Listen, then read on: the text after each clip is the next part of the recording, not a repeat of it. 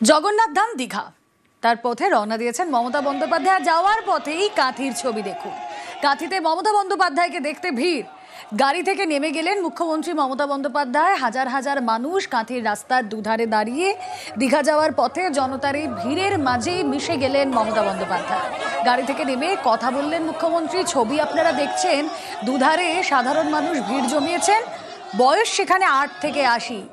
হাত নেড়ে অভিবাদন। মুখ্যমন্ত্রী মমতা বন্দ্যোপাধ্যায়ের কথা বললেন তাদের সঙ্গে। কাঁথির রাস্তার ছবি আপনারা দেখছেন।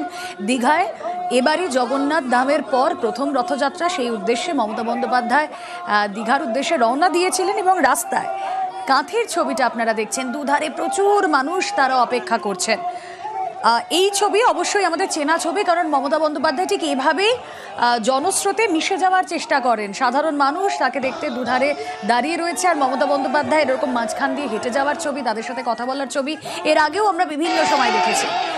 এই ছবি গুরুত্বপূর্ণ, তার কারণ জায়গাটার নাম কাঁথি। কথা বলবো, আমাদের প্রতিনিধি আবির ঘোষাল রয়েছেন সঙ্গে। আবির, যখন কথা বলছি, যখন এই ছবি নিয়ে কথা বলছি, যখন দীঘার পথে যাওয়ার মাঝে মমতা বন্দ্যোপাধ্যায় নেমে গেলেন কাঁথিতে, ঠিক সেই সময় থেকে দাঁড়িয়ে বিধানসভা নির্বাচন আর হয়তো কয়েক মাসের অপেক্ষা, 1 বছরও পুরোপুরি নয়। এই ছবিটা কতটা সিগনিফিক্যান্ট?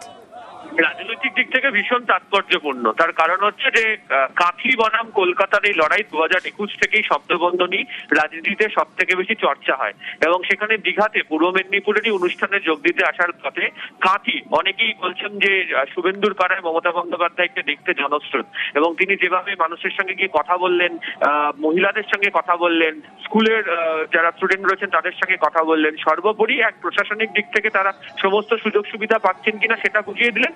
দ্বিতীয়ত হচ্ছে তার দলের যারা নেতা কর্মীরা রয়েছেন তাদেরকে উনি এদিনকার একটা আত্মবিশ্বাস জুগিয়ে দিলেন যে এখন থেকে সমস্ত কটা জায়গাতে পথে নেমেই তাদেরকে লড়াই করতে হবে। মমতা বন্দ্যোপাধ্যায় সম্পর্কে কথা হলে এটা হয় যে তিনি নেত্রী, তিনি পথে নেমে থাকতে পছন্দ করেন, এবং বিভিন্ন সময় থেকে তিনি সেই জনসংযোগটা করেন, এবং এদিনকে সেই কায়দাতেই যেভাবে জনসংযোগ সারলেন তাতে কার্যত সরাসরি রাজনৈতিক চ্যালেঞ্জে ছেড়ে দেওয়া হলো। ফলে অবশ্যই কাঁথির মতো জায়গাতে তার এই মানুষের সঙ্গে কথা বলা, ভিড়ে মিশে যাওয়াটা রাজনৈতিক দিক থেকে তাৎপর্যপূর্ণ।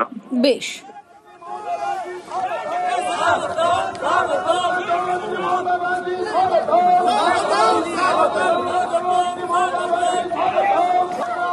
কলকাতা থেকে দীঘা যখন যাচ্ছেন তখন ডান হাতেই পড়ে মারিসদা থানা। দীঘা যাওয়ার পথে সেই মারিসদা থানায় যান মমতা বন্দ্যোপাধ্যায়। ওসি এবং পুলিশ কর্মীদের সঙ্গে কথা বলেন মুখ্যমন্ত্রী। ঠিক কাঁথির আগেই ডান দিকে মারিসদা থানা, সেখানে পৌঁছে গিয়েছিলেন মুখ্যমন্ত্রী মমতা বন্দ্যোপাধ্যায়। কথা বলেন সেখানে পুলিশ কর্মী এবং ওসির সঙ্গে।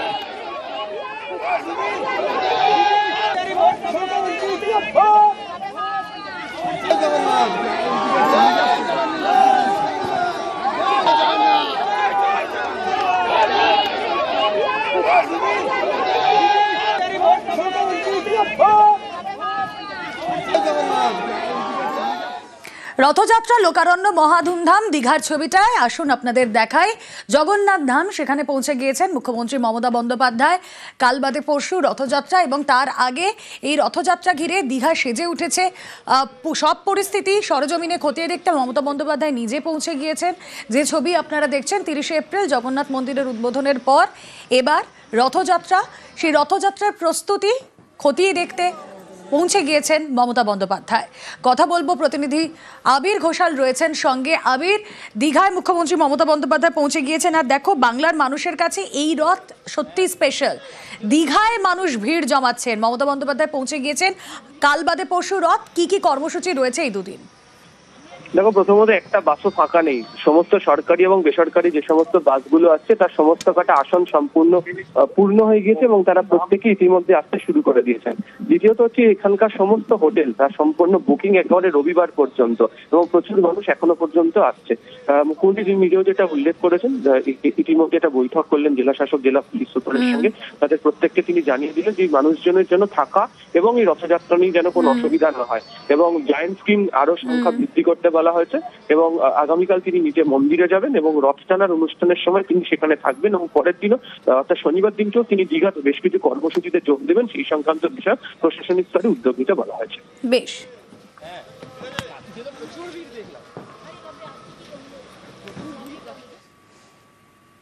মাঝে মাত্র একদিন শুক্রবার জগন্নাথ ধামের রথযাত্রাকে ঘিরে সেজে উঠছে সমুদ্র সৈকত দীঘা। বৃহস্পতিবার জগন্নাথ মন্দিরে নেত্র উৎসব, পরশু রথযাত্রা। ছবি দেখাচ্ছি আপনাদের। রথযাত্রা ঘিরে সেজে উঠেছে দীঘা। দীঘার রথযাত্রায় 3টি প্রধান রথ রয়েছে, সেগুলোর প্রত্যেকটা আলাদা আলাদা নাম রয়েছে। আপনারা জানেন জগন্নাথ দেবের রথের নাম নন্দী ঘোষ, বলভদ্রের রথের নাম তালধ্বজ এবং সুভদ্রা দেবীর রথের নাম দর্পদলন। আসুন একটু কথা বলি, আমাদের প্রতিনিধি সুজিত ভৌমিক রয়েছেন সঙ্গে। সুজিত, উদ্বোধনের সময় সুযোগ হয়েছিল এই গোটা কর্মকাণ্ডটা প্রত্যক্ষ করার। রথযাত্রা অবশ্যই তোমাদের মাধ্যমে আমাদের দর্শকদের সামনে তুলে ধরবো। কি কি কর্মসূচি রয়েছে, কিভাবে রথযাত্রা পালিত হবে এবার প্রথমবার দীঘায়?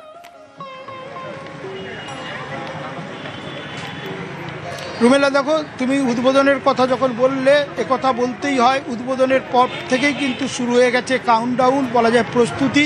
কিসের প্রস্তুতি? না, প্রথমবার দীঘায় রথের চাকা গড়াবে, সেই রশি টানার জন্য মানুষের উৎসাহ যথেষ্ট রয়েছে।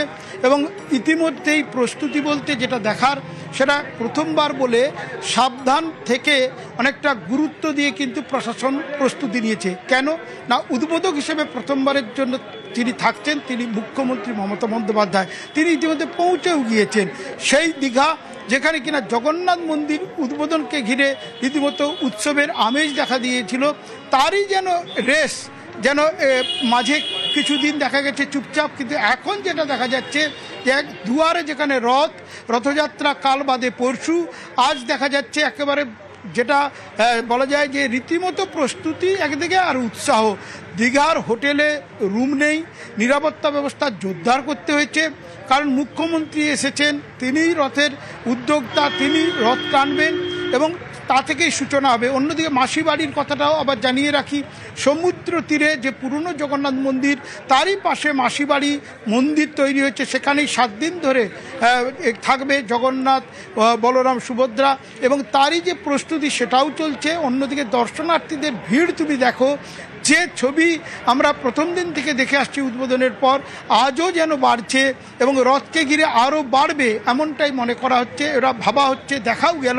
কারণ আজকে যেটা দেখা যাচ্ছে দীঘার ছবি, যথেষ্টই তৎপর প্রশাসন, যথেষ্টই উৎসাহ, বলা যায় পর্যটক থেকে যারা দর্শনার্থী তাদের, এবং প্রথমবারের রথকে ঘিরে রীতিমতো উন্মাদনার ছবি দীঘায় দেখা যাচ্ছে।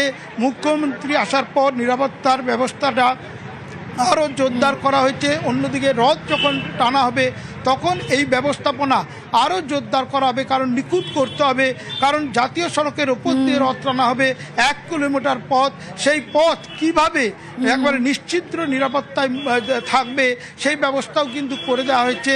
সব মিলিয়ে রুমেলা, যে ছবি তুমি দেখে গেছো নিজে, যা তুমি দেখে গেছো প্রায় 1.5-2 মাস আগে উদ্বোধনে, আবার আমাদের মাধ্যমে তুমি দেখবে যে ছবি, তারই আজকে দেখা গেল কাউন্টডাউন। সেই কাউন্টডাউন আগামীকাল আরও মানে দেখা যাবে গর্জিয়াস টাইপ। আবার তার পরের দিন দেখা যাবে যে মূল মহেন্দ্রক্ষণ, যখন কিনা রথযাত্রা মহা ধুমধামে মানুষ মাতবেন। বেশ, পুরীর মতোই কি 3 রথ এখানে? হ্যাঁ, একদম ওই রকমই বানানো হচ্ছে। অফকোর্স হাইটে একটু ছোট আছে। বলদেব রথে 14টা চাকা আছে, সুভদ্রা রথে 12টা চাকা আছে, আর জগন্নাথের 16টা চাকা আছে। 3টে রথের নামটাও হয়, বলরাম যেখানে বসেন ওটা হচ্ছে তালধ্বজ, সুভদ্রা মহারানী হচ্ছে দর্পদলন, আর জগন্নাথের রথের নাম নন্দী ঘোষ। আমরা 26 তারিখ রাত্রি বেলায় এই 3টে রথ আমরা নিয়ে গিয়ে মেন রোডে রেখে দেবো, কেন কি এটা পুরীর মতন বানানো হয়েছে, এতগুলো চাকা আছে, সেই জন্য লেফট টার্ন রাইট টার্ন নেওয়া সুবিধা নেই এ রথে। রথের রশিতে তো টান দিতে প্রচুর মানুষ অপেক্ষা করে থাকেন, এখানে কি রথের রশিতে টান দেওয়া যাবে? কলকাতায় যেরকম সুবিধা আছে, যখন বাড়ির সামনে রথ আসে লোক টেনে নেয়, কিন্তু এখানে 1 কিলোমিটারে 2 লাখ লোক, এটা অনেক বড় সংখ্যা। সেই জন্য আমরা ভগবানকে যখন পাণ্ডি বিজয় করে রথে বসাবো, তারপরে লোক ভগবানকে রথে দর্শন করতে পারবে রোপ টাচ করে। চাইনা, রাশিয়া, ইউক্রেন, আমেরিকা, জাপান, ওখান থেকে পর্যটকটা আসছে। দীঘা জগন্নাথ মন্দির পুরো ইন্টারন্যাশনাল কমিউনিটির জন্য একটা ওয়েসিস হয়ে গেছে, ওরা খুব আনন্দিত। সত্যি আমাদের একটা বিরাট পাওনা, দীঘায় একটা জগন্নাথ মন্দির, তার সাথে মাসির বাড়ি, আমরা সবই পেয়েছি, বিরাট পাওনা। আমরা স্থায়ী বাসিন্দা হিসাবে আমাদের বিরাট গর্ব, এবং গোটা পশ্চিমবঙ্গবাসীও বিরাট গর্ব। সবাই খুব খুশি, খুব আপ্লুত।